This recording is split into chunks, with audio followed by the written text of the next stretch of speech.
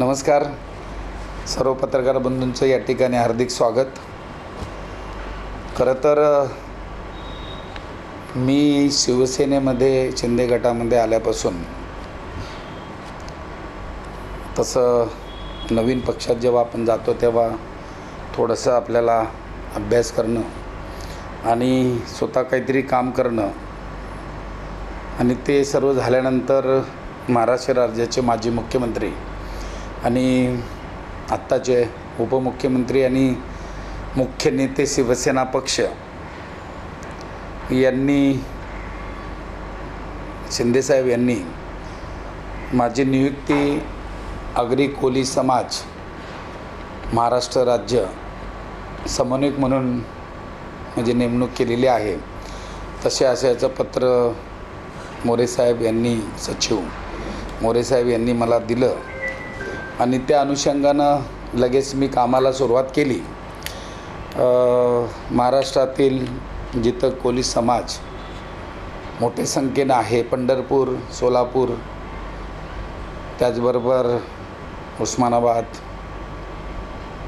तुळजापूर, कोल्हापूर अशा ठिकाणी मी स्वतः त्या ठिकाणी जाऊन बरेचशा कोली बांधवांची मीटिंग घेतली. लवकरच प्रत्येक जिल्ह्यामध्ये कोली समाज असो, आगरी समाज असो, त्यांना भेटून त्यांच्या समस्या जाणून घेणार आहे. आणि खरं तर या दोन समाजाकडे कोणतेही सरकार असेल जेवढं लक्ष द्यायला पाहिजे तेवढं दिलं न गेल्यामुळं बऱ्याचशा गोष्टी, बरेचसे प्रश्न प्रलंबित आहे. आणि म्हणून महाराष्ट्र राज्याचे उपमुख्यमंत्री शिंदेसाहेबांनी जी जबाबदारी दिलेली आहे ती जबाबदारी पार पाडायची असेल तर मला आगरी कोली समाजाचे प्रलंबित प्रश्न आहेत ते सोडवण्याच्या दृष्टिकोनातून फार मेहनत घ्यायला लागेल. आणि त्याच्याचपैकी आपण जर जिथं राहतो नवी मुंबई, मी सिडकोचा डायरेक्टर असताना बरेचशे गोष्टी सिडकोच्या माध्यमातून आगरी कोली भवन असेल, भूमिपुत्र भवन असेल, किंबहुना शाळा इमारती बांधण्यासाठी 2 कोटी रुपये अनुदान असो, असे कित्येक प्रश्न गरजेपोटी घरांचा, पहिला तर अतिक्रमण शब्द होता पण गरजेपोटी घर हे नाव मी स्वतः सिडकोचा डायरेक्टर असताना दिलं. सर्व सिडकोचे अधिकारी, त्याचबरोबर आमच्याबरोबरचे डायरेक्टर असतील, चेअरमन असतील, त्यांनी सहकार्य केल्यामुळेच ह्या गोष्टी मी करू शकलो. परंतु गरजेपोटी घरांचा जो प्रश्न आहे तो बऱ्याच वर्षे तसंच प्रलंबित आहे आणि बऱ्याच वेळा GR निघालं परंतु अंमलबजावणी अजिबात झाली नाही. सिडकोचे अधिकारी काहीतरी चुकीच्या माहिती पुरवतात आणि एखादी गोष्ट त्याच्यामध्ये अशी मेक मारून ठेवतात का कुठलाच घर नेहमी झाला नाही पाहिजे. आणि म्हणून तो प्रश्न जो आहे तो प्रथमतः एकनाथ शिंदेसाहेब UD मिनिस्टर आहेत, महाराष्ट्र राज्याचे उपमुख्यमंत्री आहेत, त्या दृष्टिकोनातून तो माझा पहिला काम असेल की लवकरात लवकर हा GR परिपूर्ण GR काढून त्याच्यामध्ये प्रकल्पग्रस्तांचे प्रश्न सोडू. आणि तसंच बेलापूर मतदारसंघामध्ये आगरी कोली भवन आहे, तसाच प्रकारचा आगरी कोली भवन हा ऐरोली मतदारसंघात देखील व्हावा या दृष्टीनं मी पुढाकार घेणार आहे. आत्ता आपण बघतोय ह्या सर्व गोष्टी ह्या निवडीच्या किंवा माझ्या कार्याच्या किंवा मला पुढं काम करायचं आहे, परंतु ज्याच्यासाठी नवी मुंबई, ऐरोली आणि बेलापूर मतदारसंघामध्ये गणेश नाईक साहेबांनी मंदाताई म्हात्रे यांना निवडून दिलेलं आहे. गणेश नाईक साहेबांचे वर्ष मोजता येत नाही, एवढ्या वेळेला वर्ष ते मंत्री, पालकमंत्री, आमदार आहेत.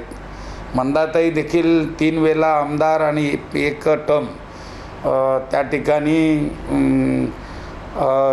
6 वर्षासाठी आमदार त्या निवडल्या होत्या.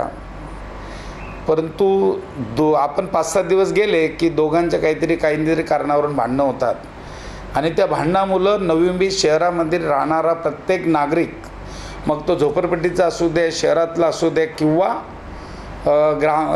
प्रकल्पग्रस्त असू द्या, यांचे प्रश्न प्रलंबित आहेत. आज पाण्याचा प्रश्न आपल्याला भेडसावतो, तशाच पद्धतीनं असे कितीतरी प्रश्न सिडकोमध्ये भ्रष्टाचार सुरू आहे, तिकडं कोणाचं लक्ष नाही. महानगरपालिकेमध्ये जसे शंकरन कमिटी लागली होती ठाण्याला, तशाच प्रकारची इकडं कमिटीची मागणी करावीशी का, असं या ठिकाणी वाटतं आहे. म्हणून अशा पद्धतीनं ज्या ज्या गोष्टी होत आहेत, मग बदल्या असतील, मग पत्रकारांना प्रश्न विचारावे लागतात की पत्रकारांना बातम्या द्याव्या लागतात. मुख्य चांगली पदं आहेत त्या ठिकाणी बेजबाबदारपणानं आयुक्त त्यांच्या बदल्या करत आहेत आणि मीटर चालू किती मीटरमध्ये ते पैसे द्यावे लागतात. ह्या सर्व गोष्टी जर आपण विचार केला तर नवी मुंबईमध्ये आज आपण ट्रॅफिकचा प्रश्न भेडसावतो आहे. त्याचबरोबर आता पुनर्बांधणी झाली पाहिजे, पण पुनर्बांधणी होत असताना तिकडं बिल्डर लोकांना पाणी पुरवला जातो आणि ज्यांना जे ताणावलेले आहेत त्यांचा मात्र पाणी कपात केली जाते. प्रदूषणच्या बाबतीत नवी मुंबई शहर हे स्वच्छ शहर असून देखील एवढा ह्या कामं सुरू झालेले आहेत, प्रदूषण वाढतो आहे, मारामाऱ्या चालू आहेत.